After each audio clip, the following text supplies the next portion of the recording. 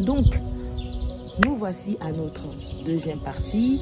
Le thème, les hommes fidèles. Oui, il y a des hommes fidèles, comme vous avez vu.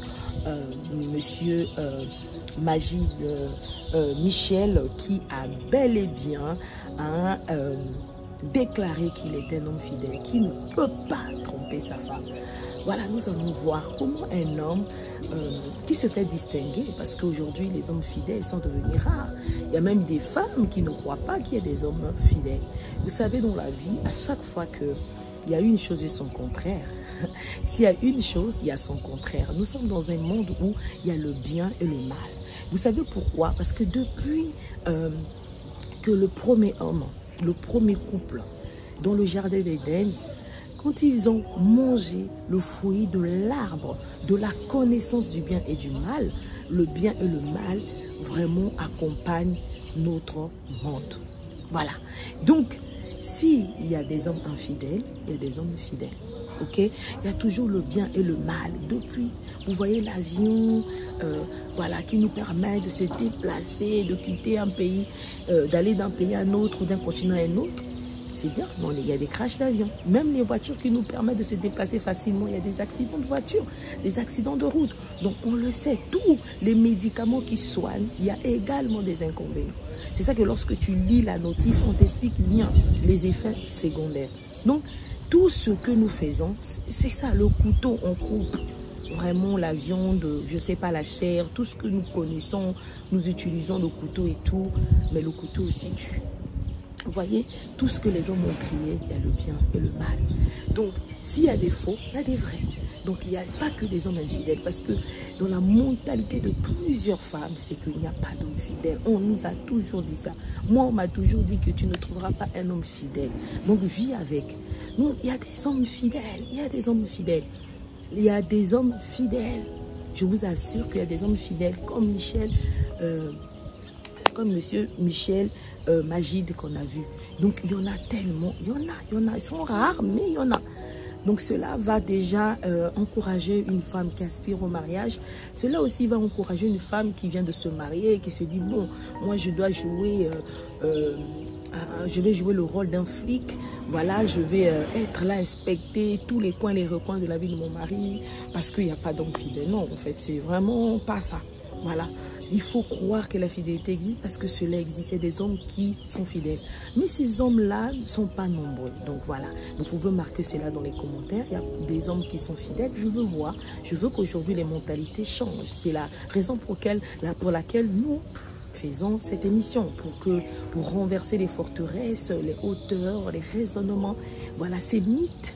Parce qu'il y a vraiment des hommes qui sont fidèles. Il existe encore dans notre monde aujourd'hui. Ok? Donc, nous allons voir sans plus tarder les connaissances. Pourquoi il y a certains hommes qui sont infidèles alors qu'il y en a d'autres qui sont fidèles. Voilà, donc nous allons voir ça. Par exemple, un homme comme Magid Michel, en fait, c'est pas que... Vous savez pourquoi il dit qu'il ne peut pas être infidèle? Parce qu'il connaît certaines choses que d'autres ignorent. C'est ça en fait, parce que la connaissance nous libère. L'ignorance est un danger. Parce que beaucoup d'hommes aujourd'hui trompent leurs femmes, ils ne savent pas ce qu'ils perdent. Ils peuvent avoir des conséquences. D'ailleurs, ils raisonnent, ils se disent que c'est pas ça. Puisque le mal est dans ce monde, donc si le mal leur arrive, c'est normal. Donc nous allons comprendre pourquoi certains hommes comme... Nous voyons l'apôtre Ivan Castanon, comme l'apôtre Roland Dallot. Nous voyons des hommes comme l'apôtre Mohamed Sanogo. Nous voyons des hommes qui se distinguent. Nous voyons même monsieur Barack Obama. Il n'a jamais eu de scandale en ce sens-là. Il y a des hommes qui influencent aujourd'hui, qui font la différence en fait. Donc on va voir pourquoi ces hommes-là se distinguent, comme l'apôtre Yves Castanon, comme le pasteur Marcelo Tounassi, Raoul Wafo, ces hommes-là qui changent les choses, comme Monsieur Tipama Jean-Claude. Nous voyons des hommes qui changent les choses, en tout cas dans notre monde, ok? comme monsieur Serge Azébazé. On voit des hommes vraiment qui changent les choses en fait, qui marquent la différence dans notre génération. Des hommes extraordinaires comme le docteur Mamadou Karambiri. Nous voyons ces hommes-là, vous voyez, qui marquent la différence dans notre génération. Il y en a. Je veux que vous marquez. Si vous connaissez un homme qui est pour vous un modèle, si c'est même votre papa, si c'est votre tuteur, si c'est votre pasteur, si c'est votre, je sais pas, enseignant, en tout cas, marquez cela dans les commentaires. C'est très important parce que les gens verront qu'il y a encore des hommes qui sont fidèles. Ok, je peux compter sur vous, les femmes de valeur. On est ensemble. Ils connaissent des choses que les autres ignorent. Donc, nous allons voir pourquoi ces hommes-là ne trompent pas leurs femmes. Voilà, ça va aider des hommes qui trompent leurs femmes à comprendre. Voilà, aujourd'hui, ça va être vraiment la connaissance des points qu'ils ignorent. Donc, invitez ces hommes-là. Si vous connaissez des hommes qui sont infidèles, ne dites pas qu'ils sont infidèles, mais vraiment identifiez-les. Comme ça, ils vont aussi apprendre. Ok? Tout simplement, là, et la première chose, c'est que les hommes qui sont fidèles connaissent leur identité. Ils connaissent leur identité. Ils savent qu'ils ne sont pas n'importe qui. Ils savent qui ils sont réellement. Ils tiennent à leur réputation, à leur honneur. Ils savent que moi, je ne peux pas me comporter n'importe comment. Je ne suis pas n'importe qui. Je ne veux pas aller tromper ma femme. Ma nudité est sacrée. Ils savent c'est quoi le mariage. Ils savent que le mariage est sacré. Ils savent que c'est une institution qui est divine. Ils le savent. Ils ne l'ignorent pas. Je vous assure qu'ils ne l'ignorent pas. Ils savent. Ils savent. Ils savent. Ils savent. Les hommes comme Barack Obama. Ils savent. Les hommes qui ont impacté notre monde comme Nelson Mandela, ils savent. Les hommes comme Martin Luther King, ils savaient que, voilà, je ne suis pas n'importe qui. Pour aller me donner à n'importe qui, j'ai une femme, je reste avec elle. Si ça ne marche pas, on va régler. Et si on ne trouve pas de solution, on va crier à Dieu. On va crier à Dieu. Et s'il faut se séparer, on va se séparer, mais c'est après que je vais rencontrer notre femme. Vous voyez un peu? Donc, il y a des hommes comme ça qui connaissent leur identité. D'accord? C'est important. Lorsque tu connais ton identité, tu ne feras pas n'importe quoi. Et c'est la raison pour laquelle j'encourage toujours les femmes de valeur. J'ai dit une femme de valeur connaît son identité. Elle ne va pas faire n'importe quoi. C'est pas parce que ton mari te trompe, toi aussi tu vas aller tromper ton mari. Donc j'ouvre une parenthèse que je vais fermer tout de suite. Ok? Donc, merci messieurs. La deuxième clé, en tout cas le deuxième point, c'est la connaissance, les conséquences de l'infidélité. Ils connaissent que l'infidélité a son lot de conséquences. Donc, ils ne veulent pas voir ça. Parce que lorsque tu trompes ta femme ou lorsque tu trompes ton mari, ce que tu ne sais pas, c'est que tu perds ton éclat, tu perds tes trésors, tu perds ton aura, tu perds ton étoile. Tu es en train de te détruire. Parce que toi, tu ne vois que ton corps. Mais ton corps, là, il y a des choses. Aujourd'hui, je fais une émission. Cette émission est née de qui? Ça vient de qui? Cette émission sort de Nasdem. C'est moi qui ai créé, qui ai mis en place cette émission. Vous voyez, c'est des choses qui étaient en moi. Vous voyez, qui étaient cachées. Parce que j'ai commencé à faire ces émissions pendant le confinement. Vous voyez? Donc, avant, je ne savais pas, mais c'était des choses cachées. Aujourd'hui, c'est visible. Aujourd'hui, vous me suivez, vous êtes nombreux. Et je dis merci et bienvenue à toutes les personnes qui viennent de nous rejoindre. Vous voyez? Donc, il y a tellement de choses. Monsieur Barack Obama, il ne savait pas à l'époque qu'il allait devenir président. Mais s'il trompait sa femme avec tout le monde, il ne serait probablement pas président. Et ici, il était président, il n'allait pas avoir l'impact qu'il a aujourd'hui. Lorsque je vous parle de M. Barack Obama, vous-même, tel que vous êtes là, vous dites, waouh, au fond de vous, oui, cet homme m'inspire. Il était modèle. Donc, c'est important de comprendre ça. Il y a beaucoup de choses que vous allez perdre. Des hommes qui trompent leurs femmes perdent la santé.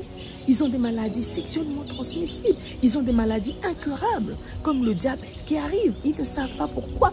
Il y a tellement de maladies. Vous voyez, ils font des AVC, bêtement comme ça. Parce que quoi? Ils livrent leur corps à l'infidélité, à l'adultère. Et cela les détruit. Ils ne sont pas conscients, ils ne sont pas bien. Ils perdent leur force, leur vigueur. Des choses qu'ils devaient faire facilement, ils vont avoir du mal à le faire. Vous voyez ce que je veux dire? Donc c'est important. Ils allaient être des hommes qui allaient impacter. Mais pas impacter positivement. Aujourd'hui, ce sont des scandales. Nous connaissons des hommes comme ça, politiques. Il y a des hommes que vous avez vus, on a attrapé avec certaines femmes, et puis qui ont fini en prison, et puis leur carrière politique mise à l'eau, leur carrière professionnelle. mis à l'eau, même leur ministère. Des hommes de Dieu dans des scandales, des histoires de sexe, des histoires d'infidélité. Et ils perdent tout, ils perdent leur crédibilité, ils perdent leur réputation, leur honneur. Il n'y a plus d'admiration pour ces hommes-là. Ils perdent énormément de choses, des marchés qu'ils devaient avoir. Ils perdent des relations. Vous vous rendez compte en fait? Donc c'est important de comprendre ça. Voilà. Et puis les hommes qui sont fidèles, ils savent que ils ne pensent pas qu'à eux-mêmes. Ils pensent aux générations futures.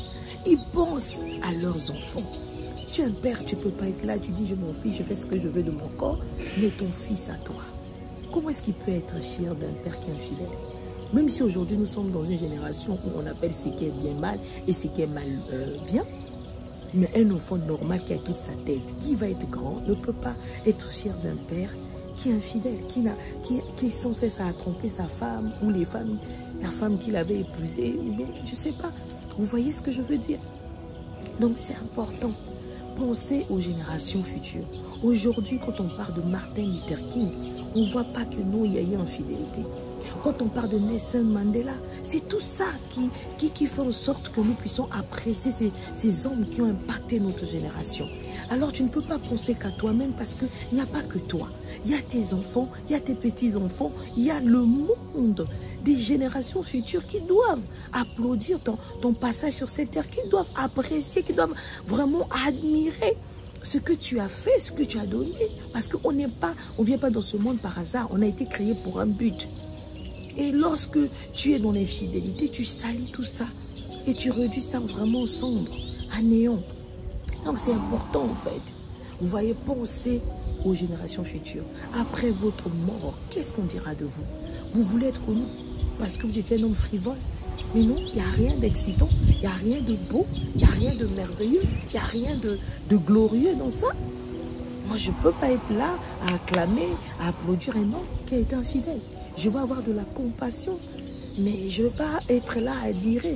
Vous voyez, quand je cite les hommes d'honneur ici, je n'ai pas incité les hommes qui étaient dans des histoires d'infidélité. On apprécie tous des hommes inspirants, des hommes modèles, des hommes qui ont la tête sur les épaules, des hommes qui pensent aux générations. Parce qu'on ne peut pas juste penser à son propre intérêt, on doit penser à l'intérêt général. Ok? Donc c'était ça, quelques points que j'ai pu relever.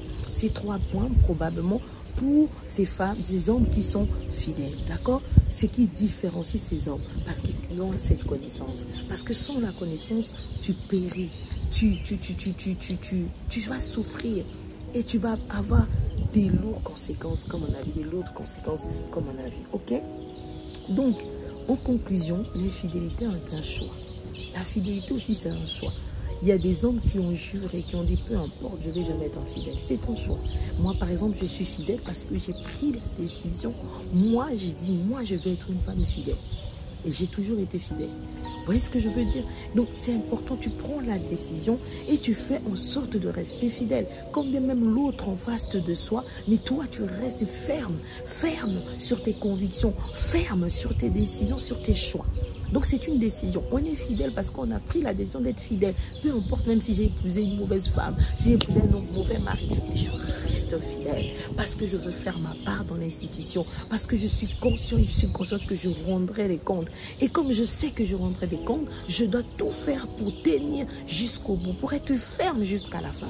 C'est de ça qu'il s'agit parce que vous savez, combien de temps nous vivons ici? 100 ans? 120 ans? Aucun être humain ne peut dépasser 120 ans sur cette terre.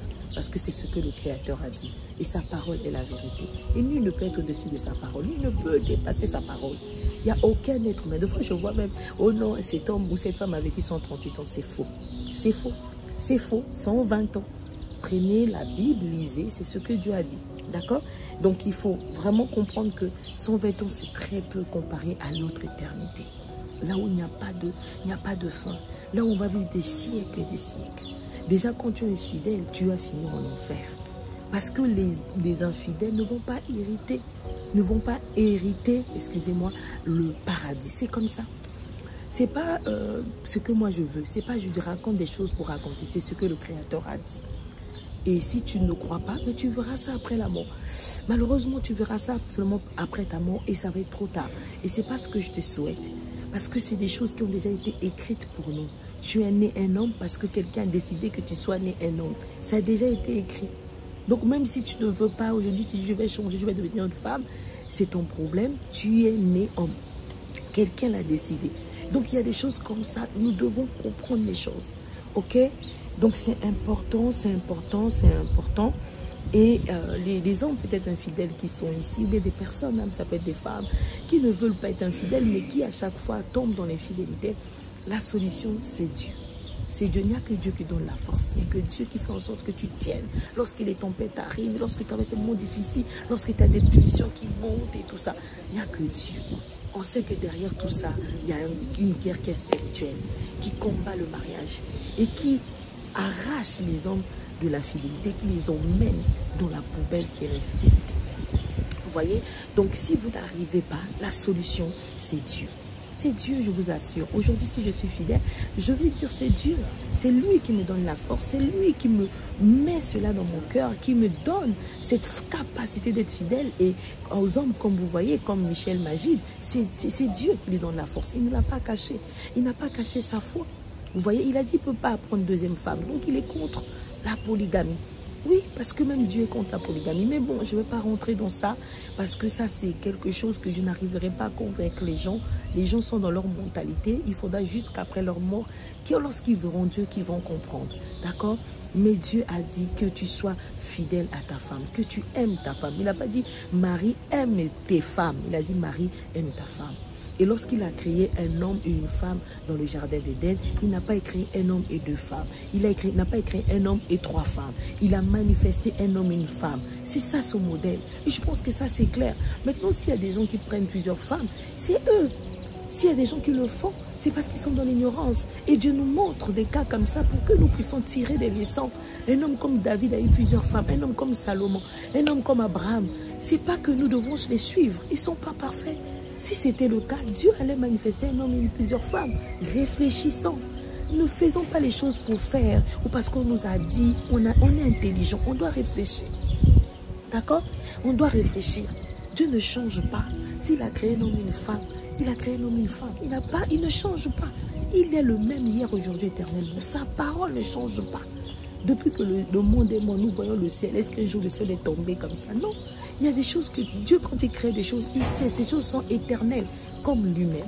Sa parole est éternelle. Toutes choses passeront. Toutes choses passeront, mais jamais sa parole. Sa parole ne peut pas passer. Donc je sais qu'il y a des gens ici qui me comprennent. Si vous me comprenez, soutenez-moi, je vous en supplie. Et pour des hommes qui ont à cœur de changer de vie, qui ont compris qu'ils perdent énormément de choses jusqu'à leur santé, et ils vont aller dans le filet de la mort. Ils vont aller peu à peu, leurs pas peu à peu dans la mort. Leurs pas sont, en fait, ils sont en train d'être conduits dans la mort, dans le trou de la mort. Alors la solution c'est Dieu. Voilà, demandez à Dieu de là où vous êtes, sincèrement. Dites à Dieu, j'ai tout essayé, je n'arrive pas. Aujourd'hui, je viens avec un cœur sincère devant toi, te demander pardon. Aujourd'hui, je viens avec un cœur sincère te dire, aide-moi, viens prendre ma vie, viens écrire une nouvelle histoire dans ma vie. Je ne veux plus être connue parce que je suis une femme infidèle, parce que je suis un homme infidèle. Je veux être connue parce que je suis un homme, une femme fidèle. Je suis fatiguée de l'adultère, je suis fatiguée de l'infidélité. Délivre-moi aujourd'hui, viens écrire une nouvelle histoire dans ma vie, au nom de Jésus-Christ. Amen. Au nom de Jésus-Christ. Amen. Voilà. Donc si tu as fait cette prière, tu marques bien dans les commentaires, tu écris juste prière du salut. Et nous, on prendra contact avec vous. D'accord? Et n'hésitez pas à nous envoyer vos coordonnées en disant j'ai fait la prière du salut. Et nous, on va prendre contact avec vous. Ok? Il y a le lien Calendly aussi pour des personnes qui souhaitent réserver un rendez-vous juste en dessous du thème. Et même dans les commentaires, voilà, le premier commentaire, c'est le lien Calendly. Donc du coup, réservez vos rendez-vous. Ok, réservez vraiment vos rendez-vous et nous allons prendre contact avec vous. Ok, donc on est ensemble, on n'est pas là pour vous juger, on est là pour vous aider. Aujourd'hui, vous avez demandé pardon à Dieu et Dieu va vous pardonner. D'accord, Dieu va vous pardonner. Le reste, on verra ça après. D'accord, lorsqu'on va échanger comment faire après. Donc c'est de ça qu'il s'agit. Merci à vous toutes et à vous tous, en tout cas, qui êtes là.